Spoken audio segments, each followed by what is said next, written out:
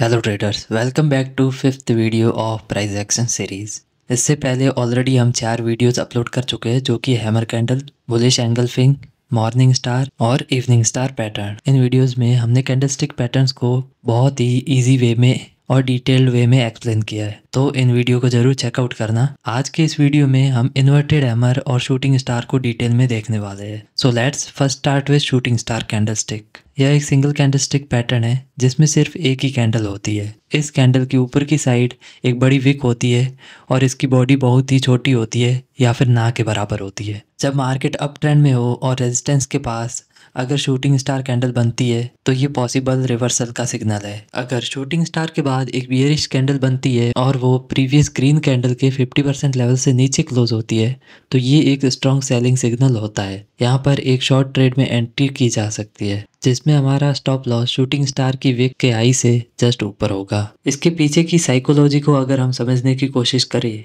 तो यहाँ पर एक स्ट्रॉन्ग बुलिश ट्रेंड को देख के कुछ और न्यू बायर्स मार्केट में एंट्री करते हैं, लेकिन ऊपर की तरफ रेजिस्टेंस के पास बहुत सारे सेलर्स सेलिंग कर देते हैं और जो बायर्स शुरू से होल्ड करके बैठे हैं उनको ऑलरेडी एक अच्छा प्रॉफिट हो रहा है। इसलिए रेजिस्टेंस को देख के वो लोग भी अपनी पोजीशंस को क्लोज करना शुरू कर देते हैं, जिसके कारण सेलिंग प्रेशर बढ़ जाता है और फाइनली कैंडल नीचे जाके क्लोज होती है। और जब शूटिंग स्टार के बाद एक रेड कैंडल बनती है जो कि प्रीवियस ग्रीन कैंडल से भी नीचे क्लोज होती है तो यहाँ पे मोस्ट ऑफ द बायर्स जिन्होंने ब्रेकआउट समझ के बाइंग की थी उनका ऐसे लेट हो जाता है और मार्केट तेजी से नीचे गिर जाता है। चलिए कुछ रियल टाइम एग्जांपल्स देखते हैं। 2 फरवरी को निफ्टी 50 ओपन होते ही एक अपवर्ड मूव दिखाता है और फिर साइडवेज हो जाता है। काफी देर तक साइडवेज रहने के बाद फाइनली ब्रेकआउट देता है और एक क्लियर अप ट्रेंड बनाता है। टॉप लेवल पर एक बुलिश कैंडल बनती है, लेकिन ऊपर की साइड रेजिस्टेंस होने के कारण प्राइस नीचे आकर अपने ओपन के नीचे क्लोज हो जाती है, जिससे एक शूटिंग स्टार कैंडल बनती है। यहाँ पर बायर्स प्रॉफिट बुकिंग करते हैं और सेलर्स न्यू एंट्रीज बनाते हैं, जिसके कारण चार्ट पर बियरिश कैंडल बनती है।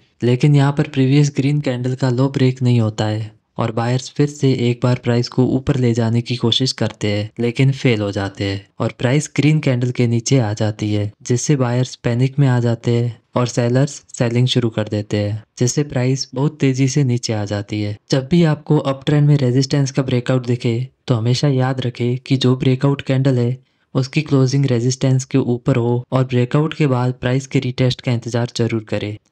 अगर ऐसा नहीं है तो ब्रेकआउट फेल होने के चांसेस बहुत ज़्यादा है, इसलिए फेक ब्रेकआउट से बचे। तो चलिए अब इन्वर्टेड हैमर कैंडलस्टिक को देखते हैं। इन्वर्टेड हैमर एक बुलिश रिवर्सल कैंडलस्टिक पैटर्न है जो डाउन ट्रेंड के बाद लोअर लेवल्स पर बनता है। यह पैटर्न दिखाता है कि मार्केट में सेलर्स का कंट्रोल खत्म हो रहा है और बायर्स वापस मार्केट में एंट्री कर रहे हैं। इन्वर्टेड हैमर को हैमर कैंडल का अपोजिट मान सकते हैं। इसमें एक छोटी बॉडी और लंबी अपर विक होती है जो यह दिखाती है कि प्राइस ने ऊपर की तरफ मूव किया, लेकिन फिर सेलर्स ने इसे वापस नीचे धकेल दिया। जब मार्केट एक शॉर्ट टर्म डाउन ट्रेंड में होता है और प्राइस अपने सपोर्ट लेवल के पास पहुंचती है तो सेलर्स अपना प्रॉफिट बुक करना शुरू कर देते हैं। इससे प्राइस ऊपर की तरफ बढ़ती है, लेकिन सेलर्स के प्रेशर के कारण प्राइस फिर से नीचे आकर क्लोज हो जाती है। यहाँ सेलिंग में आई वीकनेस को देखकर बायर्स मार्केट में एंट्री करते हैं और अगली कैंडल को हायर लेवल पर क्लोज कर देते हैं, जिससे सेलर्स डर जाते हैं और अपनी पोजीशंस को काटने लगते हैं। साथ ही सपोर्ट लेवल के पास होने के कारण न्यू बायर्स भी मार्केट में एंट्री करते हैं, जिससे प्राइस ऊपर चली जाती है और ट्रेंड रिवर्स हो जाता है। ये बैंक निफ्टी का 19 फरवरी का 5 मिनट टाइम फ्रेम का चार्ट है। यह मार्केट एक स्मॉल अप ट्रेंड के बाद हायर लेवल्स पर रिजेक्शन फेस करता है और दिन के सेकेंड हाफ में एक शूटिंग स्टार कैंडल बनाता है। इसके बाद मार्केट डे एंड में लोअर लेवल्स पर क्लोज होता है। अगले दिन मार्केट गैप डाउन ओपन होता है और प्राइस पिछले दिन के लो को सपोर्ट लेकर ऊपर बढ़ने की कोशिश करता है, लेकिन फेल हो जाता है। यहाँ चार्ट पर एक इन्वर्टेड हैमर कैंडल बनती है। बायर्स 2 बार प्राइस को ऊपर ले जाते हैं, लेकिन सेलर्स प्राइस को फिर से नीचे धकेल देते हैं। हालांकि लोअर लेवल्स को ब्रेक नहीं कर पाते हैं। सेलर्स को कमजोर होता हुआ देखकर बायर्स सपोर्ट एरिया में मार्केट को सपोर्ट मिलने की उम्मीद में लॉन्ग ट्रेड में एंट्री करते हैं, जैसे चार्ट पर एक बड़ी बुलिश कैंडल बनती है। इन दोनों पैटर्न्स को यूज करते टाइम आपको कुछ चीजों का ध्यान रखना होगा, जैसे कि किसी भी कैंडलस्टिक पैटर्न को सही तरह से काम करने के लिए सपोर्ट और रेजिस्टेंस लेवल का होना बहुत जरूरी है।